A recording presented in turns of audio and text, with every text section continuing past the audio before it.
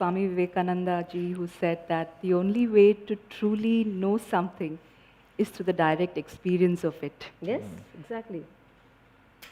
When I had my initial meetings and there would be a senior RSS Pracharak holding the session, it always begins by asking everyone who's present there to introduce themselves. And you have to say your full name.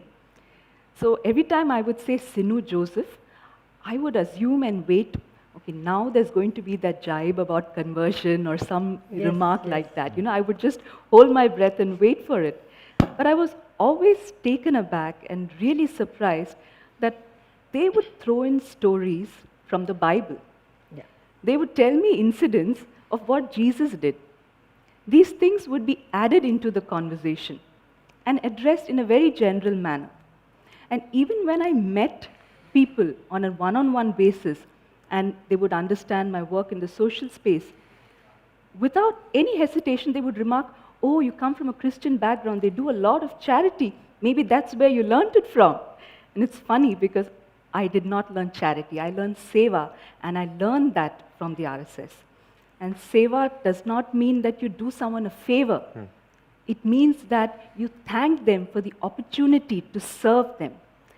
So everything that I have learned has come from who we fear. And this fear is often something that's there in the mind. I have seen WhatsApp groups of churches where they're simply spreading rumors that if the BJP comes to power, all the churches will be destroyed. Yes. So when have you seen this happen?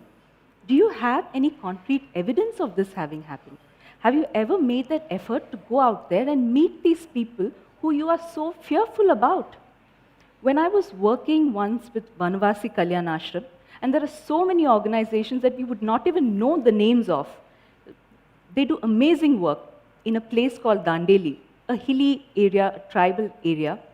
This RSS woman, she took us to a place which was a church. And she said, this is where we do all our sessions. I said, in a church? Is the priest okay with it?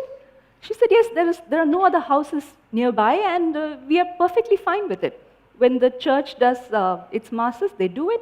When we need to do something, they're perfectly fine with it. I said, people just don't know this.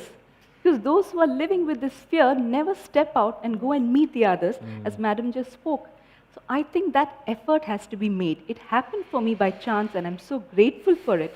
But I hope that the others make that extra effort to go and see it. Fine, you're not comfortable talking to them, okay.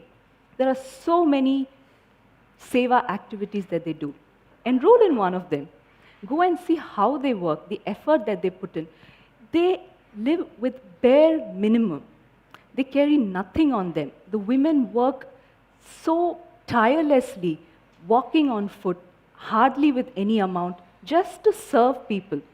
They don't get any recognition. None of us know their names.